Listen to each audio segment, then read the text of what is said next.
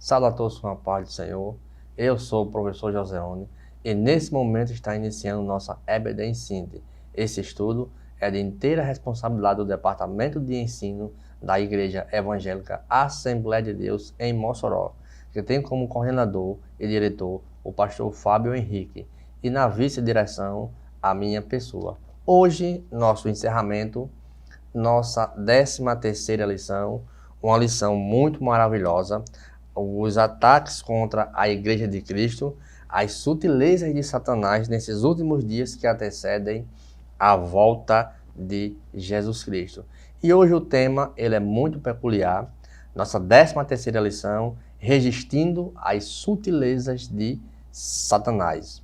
Você, meu amigo, você, minha irmã, meu irmão, nos acompanhe pelas mídias sociais, pelo nosso canal no YouTube, EBD em Síntese, pelos canais 8h38 da TCM TV AD Mossoró e pela nossa Rádio Libertadora 96.3, que toda semana disponibilizamos esse conteúdo para nosso fortalecimento espiritual. No texto áureo do nosso encerramento, que infelizmente chegamos ao nosso fim, lição muito maravilhosa, está em Tiago, capítulo 4, e do versículo 4 até o versículo 10 já entra a nossa leitura bíblica em classe, que tem como o nosso objetivo é justamente nos fortalecer para o crescimento espiritual. Diz assim o texto no versículo 7: Sujeitai-vos, pois, a Deus, resisti ao diabo, e ele fugirá de vós. Tiago 4:4. A verdade prática, ela é o resumo da nossa lição, ela é nossa síntese, como a gente chama, diz assim: a submissão a Deus é a forma mais piedosa de resistir ao diabo. Então, meus queridos irmãos, a nossa lição, ela tem 4 tópicos. O primeiro tópico é o comprometimento com uma vida centrada em Cristo. Olha só como esse tema é maravilhoso. Nosso segundo tópico é comprometimento com as Escrituras. Nosso terceiro tópico, comprometidos com uma vida cheia do Espírito.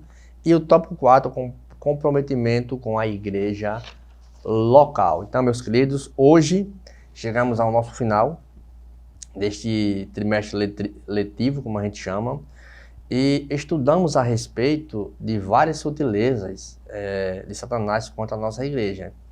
São sutilezas que tentam atacar a igreja, tanto quanto fora como dentro das nossas vidas espirituais e dentro da igreja. Então, esta última aula, o tema não poderia ser outro, né? Resistindo justamente essas sutilezas que o diabo nos impõe, né? Então, este nosso arco-inimigo, sempre ele usou 2 táticas para combater o povo de Deus. Isso para cada crente individual. O ataque externo, com o emprego da força, como a gente vê, e justamente o ataque interno, através de quê? De suas sutilezas. E o interessante é que, sendo essas sutilezas, ela é a arte de agir sem ninguém notar, ou de conseguir um objetivo sem ter que revelar a sua verdadeira intenção, né? Então basta apenas o quê? Uma insinuação ou um despertamento de curiosidade da possível vítima, principalmente daqueles incautos que não oram, nem estudam a palavra, para que Satanás atue de forma cabal. Então, assim, veja que a sutileza, ela é uma arte, ela chega sem a gente notar, e logo, quando vamos perceber, já estamos envolvidos inteiramente. É bem comum, no momento de nossa distração, assim como aconteceu lá em Josué e os príncipes de Israel, justamente no episódio com os Gibeonitas. Lá em Josué, capítulo 9, a gente lendo do versículo 1 até o versículo 15, nós vamos encontrar justamente essa distração entre Josué e os príncipes de Israel. E no primeiro tópico, que já foi mencionado, temos aqui Cristo o Salvador. Paulo, escrevendo à igreja de Coríntios, disse: porque nada me propus saber entre vós, senão a Jesus Cristo, o crucificado. Então, esse Cristo, ele sempre foi o centro da pregação de Paulo e de Pedro. Então, também é dever de todo seguidor de Cristo, fiel, colocar Cristo como centro da sua pregação. Infelizmente, hoje, assim como era na igreja de Coríntios, o evangelho está voltado ao pragmatismo. Ou seja, o que está em voga hoje é um cristianismo de mercado. E Paulo, na sua segunda carta aos Coríntios, capítulo 2, versículo 17, na versão a Nova Almeida Atualizada, ele diz assim: porque nós não estamos, como tantos outros, mercadejando a palavra de Deus. Pelo contrário, em Cristo é que falamos na presença de Deus com sinceridade e da parte do próprio Deus. Mas a gente vê que mesmo aqui já faziam a palavra de Deus de mercado. Então, as igrejas estão agindo de uma maneira que não dá mais para a gente entender a forma de Cristo no centro daquela pregação. Vemos hoje, como já vimos em algumas sutilezas, alguns princípios, como da prosperidade, de receber bênção, receba seu milagre. Mas Cristo, ele tem que ser o centro das nossas pregações. Ele foi a expiação e a propiciação, ou seja, ele morreu para tirar minha culpa e morreu em meu lugar. E jamais devemos usar a palavra de Deus como mercado, e sim colocar Cristo como centro das nossas pregações. Assim, o pastor José Gonçalves, aqui na sua lição, ele deixa bem claro: quando um cristão ou uma igreja local esfria ou se afasta da fé, Cristo é logo tirado do centro. Outras formas de cultos, filosofias e ideologias passam a ganhar espaço quando Cristo deixa de ser o centro das nossas vidas. Então, as Escrituras é clara. Em Atos capítulo 4, versículo 12, não há outro Salvador além de Cristo. E, além do mais, no subtópico 2, no tópico 1, Cristo o Senhor. As Escrituras afirmam que Jesus Cristo, além de ser único Salvador, ele é Senhor. Pois na cidade de Davi nos nasceu hoje o Salvador, o Senhor Jesus Cristo. Lucas, capítulo 2 e 11.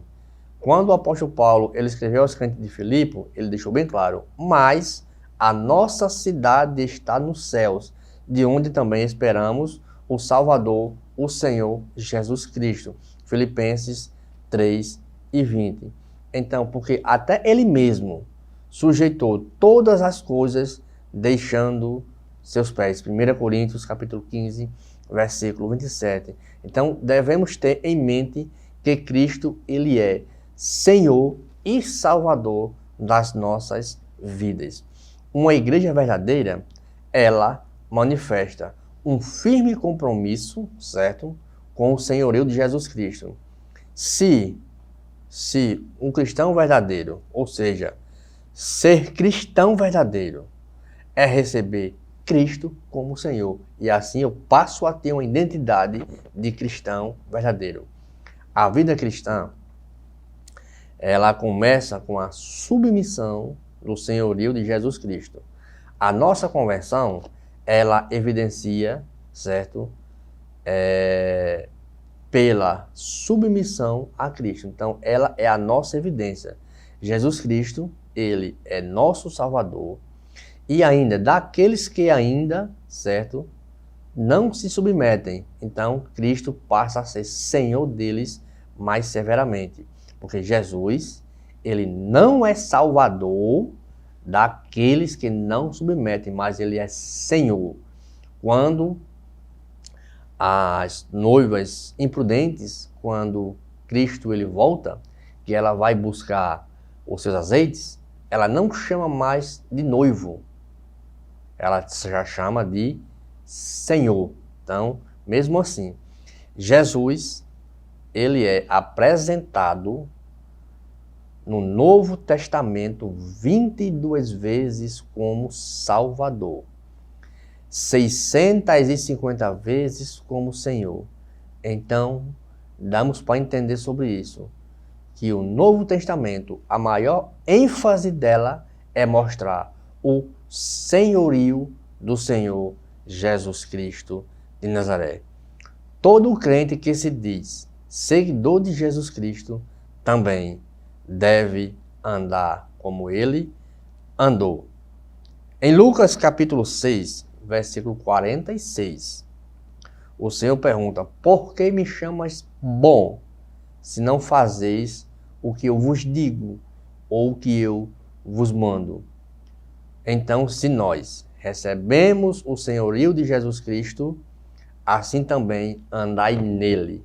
Paulo escrevendo a Colossenses, capítulo 2, versículo de número 6. Meus queridos irmãos, não saia do seu local, que logo logo iniciaremos com o bloco 2.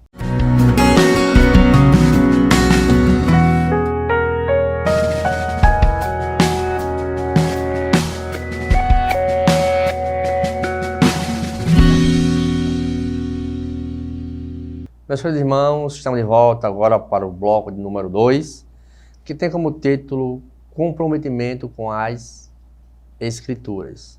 A Bíblia é a revelação de Deus, isso nós não temos dúvida alguma. Um cristão verdadeiro, ele tem um compromisso sério e firme nas Escrituras. Isso já foi tema da nossa lição passada sobre as Escrituras e sobre nossa declaração de fé. Tendo elas a regra indeclinável da fé e prática do cristão.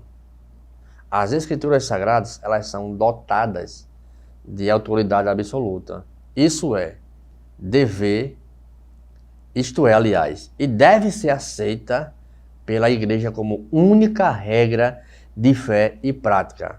Ou seja, o crente, se quiser ser fiel e obediente ao seu Criador, deve crer no que a Bíblia diz e faz exatamente o que ela determina. Por quê? Porque lá em João 8:32, Jesus disse: eu sou a luz do mundo. Quem me segue não andará em trevas, pelo contrário, terá a luz da vida. E o mais interessante é que, além da Bíblia ela ser a palavra de Deus absoluta, infalível, inerrante, os profetas, eles deixaram bem claro que tudo o que eles falavam, eles tinham uma observância, e tudo eles diziam foi a boca do Senhor. Lá em Isaías capítulo 1, versículo 20, o Senhor fala justamente ao convite da graça. Isaías diz: foi a boca do Senhor que falou. Em Isaías capítulo 54, versículo 14, sobre a observância do jejum, Isaías também diz: foi a boca do Senhor que falou. Lá em Miqueias capítulo 4, versículo 4, justamente no convite para salvar os gentios, Miqueias diz: foi a boca do Senhor que falou. Então, é comum que os profetas costumavam justamente falar sobre isso, sobre a boca do Senhor disse, a boca do Senhor disse, porque era portadora de autoridade e por isso, justamente através dele, na nossa palavra, constitui em regra infalível da nossa fé e prática para a vida e caráter do cristão. Olha só. Então, não é a Bíblia que tem que se ajustar ao ser humano, mas o ser humano é que precisa se moldar o que as Escrituras diz. O salmista, na sua palavra 119, versículo 5, ele diz: lâmpada para os meus pés é a tua palavra e luz para o meu caminho. Ainda no verso 11 ele diz: guardei a tua palavra no meu coração para eu não pecar contra ti. É tanto que lá em Isaías capítulo 59, versículo de número 2, versículos 1 e 2, ele diz: olha, A minha mão não está encolhida para que não possa salvar, nem os meus ouvidos agravados para que não possa ouvir.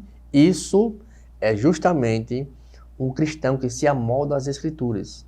Ainda diz assim, as vossas iniquidades, eles fazem separação.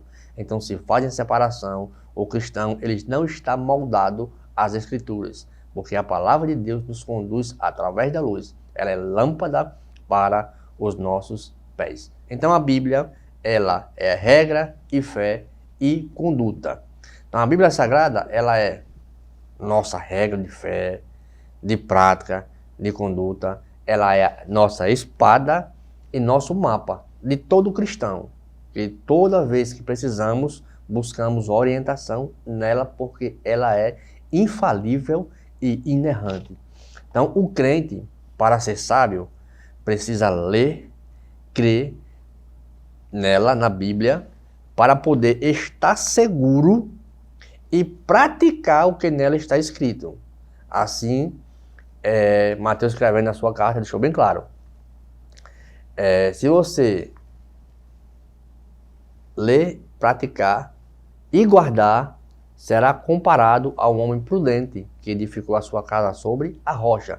Mas se eu não ler, não guardar, não confiar, não praticar o que nela está escrito, diz que eu sou comparado igual a um homem que colocou a sua casa na areia. Então, para que eu possa crer nela, estar seguro e praticar o que nela está escrito, é para mim ser santo, como as Escrituras dizem. Como afirma o pastor José Gonçalves. Se não fosse a mediação das Escrituras, o cristão se encontraria desnorteado na sua caminhada.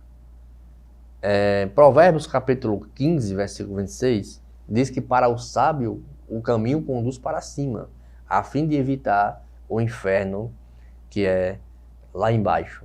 Então, como já foi dito aqui, que o Senhor, ele diz com suas palavras, por que você me chama Senhor, se você não faz o que eu vos mando, se você não tem fé, se você não tem uma regra, e se você não tem uma conduta para poder estar na caminhada. Então, meus queridos irmãos, não saia do seu local, que logo logo iniciaremos o bloco número 3 e de número 4. Não saia do seu local.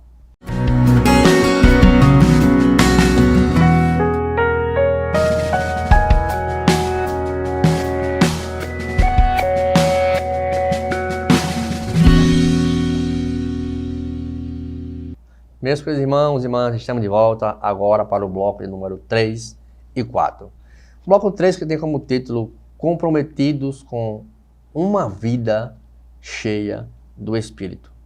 Nosso subtópico deixa bem claro o Espírito Santo no plano da redenção e a vida cheia do Espírito Santo. O Espírito Santo, ele está e sempre esteve presente desde que tudo começou. Isso a gente vê em Gênesis capítulo 1, versículo 2 e capítulo 2, versículo 7. É interessante que ele atua de maneira contínua e dinâmica para a nossa salvação. O ministério, princípio do Espírito Santo, é levar o pecador, olha só, é levar o pecador ao Salvador e torná-lo parecido com ele. Olha só, o Espírito Santo, ele nos pega, nós que somos um monturo, como diz o salmista, e nos conduz a ser parecido com ele. O mais interessante é que no Antigo Testamento, justamente no Éden, Deus ele andava lado a lado com Adão. No Novo Testamento, Cristo andava lado a lado com os seus discípulos. E agora, o Espírito Santo ele está dentro de nós. Por isso que nós somos templo e morada do seu Espírito. Então, a sua obra, a do Espírito Santo, tem o início de nos convencer do pecado, da justiça e do juízo. E ainda mais, Jesus disse, do pecado, porque não crê em mim. Olha só. Porque o pecado, como eu já disse no bloco anterior, ele afasta o homem de Deus. Lá em 2 Coríntios 4:4, Paulo diz, olha, infiéis, não sabeis vós que a amizade do mundo é inimizade contra Deus? Pois quem se constitui amigo do mundo torna-se um inimigo de Deus. E Cristo disse, olha, quando ele vier, vai convencer o mundo do pecado, da justiça e do juízo. Do pecado por quê? Porque não crê em Cristo. Então, convencer as pessoas quer dizer expor os fatos, convencer alguém a verdade. Ou seja, andávamos em erro e agora passamos a entender a verdade. Além dele atuar para convencer o pecador, ele capacita o pregador, principalmente na mensagem, naquilo que vai falar, dando poder e manifestando sinais sobrenaturais para confirmar sua palavra. O Espírito Santo é que conduz o ser humano, nos conduz a Cristo diretamente. Porém, que ele permaneça firme conforme os princípios bíblicos. É indispensável a ajuda do Espírito Santo, pois a pessoa, mesmo após ser convertida, permanece, certo, em uma natureza carnal. Por quê? Porque nós não temos um entendimento corretamente das Escrituras. Então, que a qualquer momento, certo, ele pode subjugar o espírito do crente. Olha só, então aí, justamente nessas incertezas, é onde vai entrar as sutilezas. Mas o Espírito Santo, ele está desde o começo da criação, mesmo antes da terra ser formada, justamente com um plano de redenção. Em Apocalipse 13:8, ele diz justamente, e o cordeiro que foi morto antes da fundação do mundo, ou seja, o plano de redenção já existia. Então as Escrituras, elas exortam o cristão a andar no Espírito Santo como única garantia de não satisfazer os desejos carnais. Isso a gente vê lá em Gálatas capítulo 5, versículos 16 e 17. Sem o Espírito Santo é impossível, sem o Espírito Santo é impossível vencer as sutilezas de Satanás. O apóstolo Paulo, quando escreveu os capítulos 6, 7 e 8 de Romanos, ele alertou que é possível ter consciência do pecado, lutar contra ele e assim mesmo continuar subjugado. De acordo com o apóstolo Paulo, é por meio da lei do Espírito de vida que o cristão pode vencer a lei do pecado e da morte, porque agora nenhuma condenação há para os que estão em Cristo Jesus, que não andam segundo a carne, mas segundo o Espírito.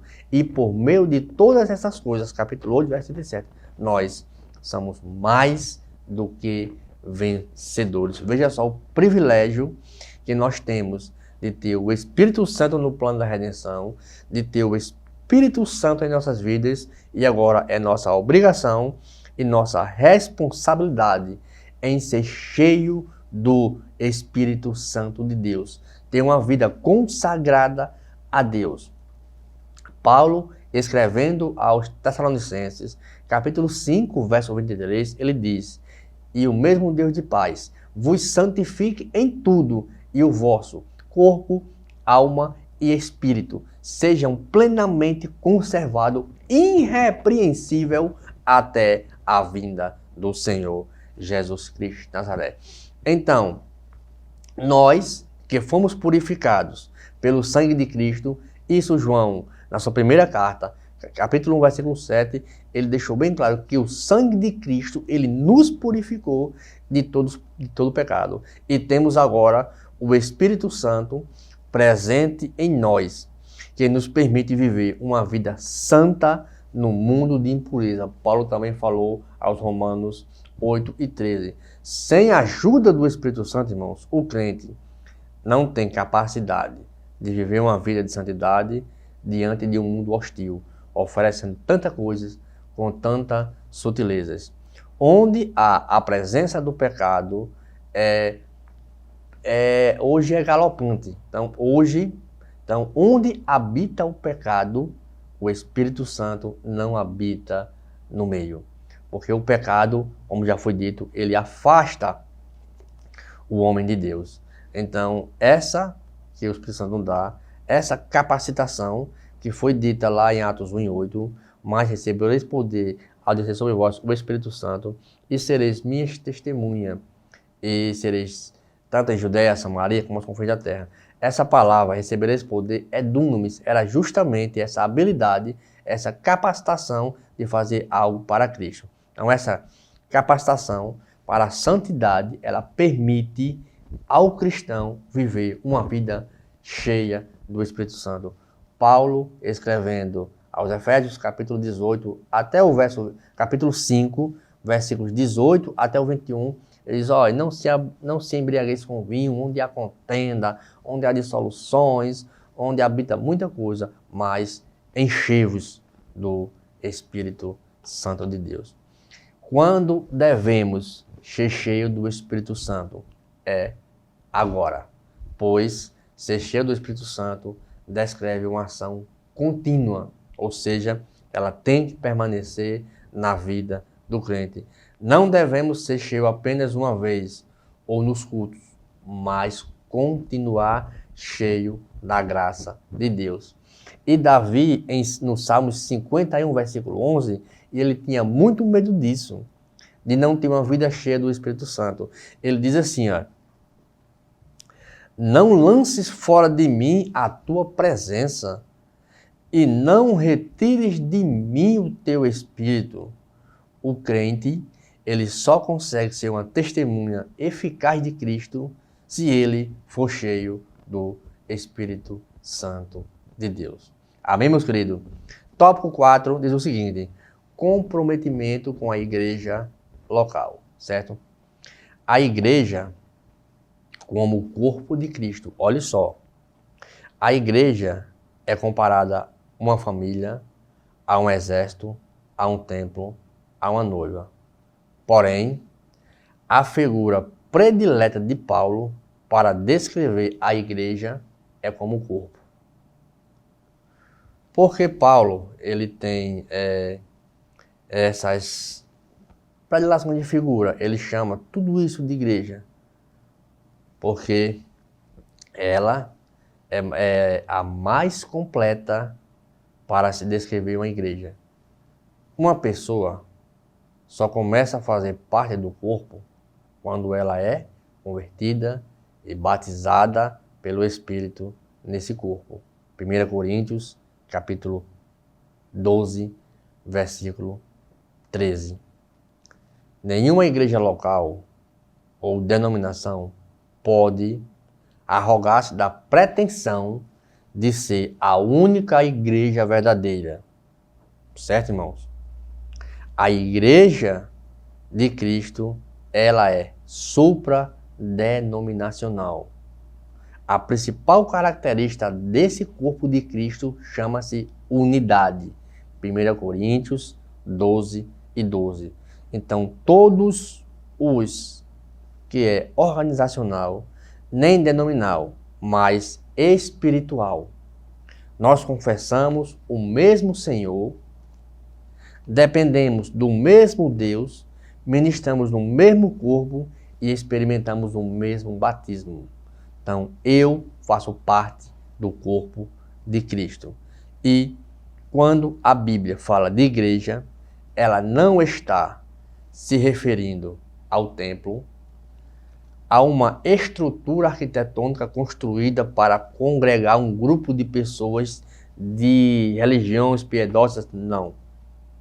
A Bíblia está se referindo a um povo unido que crê em Cristo. Paulo apenas usou figuras para demonstrar algo, mas o que ele mais ilustrou foi justamente a união do seu povo. E o escritor aos Hebreus, no capítulo 10, versículo 25, ele deixa bem claro, não deixando a nossa congregação como é costume de alguns. Isso chama-se de unidade. Então, embora haja em um corpo diversidade de membros, como ele disse lá no versículo 14 do capítulo 12, eles são atribuídos harmoniosamente e trabalham juntos para um bem comum. Isto é o que torna um corpo bonito e funcional. Da mesma maneira, o apóstolo Paulo está dizendo que somos uma unidade, pertencemos a um único corpo, mas que esse corpo ele tem muitas funções. Um membro só tem valor na medida de que ele é inserido no corpo e na proporção de que trabalha em função para um bem, ou seja, ou para algo comum do corpo. É por isso que não existe cristão legítimo fora da igreja, não existe isso. O corpo de Cristo, que é a nossa comunhão com Ele.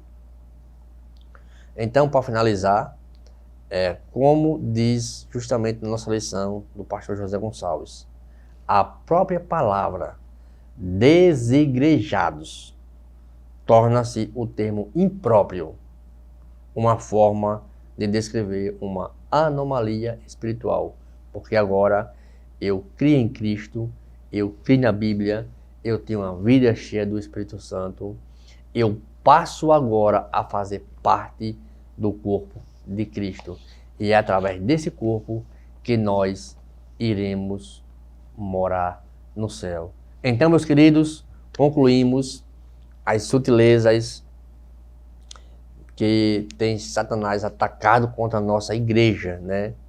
Então ele utiliza de muitas e engenhosas ferramentas, e nesse trimestre nós aprendemos justamente a debater contra essa cilada. Vemos aqui uma capa maravilhosa da nossa lição, onde esse soldado ele está com escudo justamente defendendo as armas que iriam lhe atacar. Então, meus queridos, nos acompanhem pelas mídias sociais. Muito obrigado e nós nos veremos no próximo trimestre, em nome de Jesus.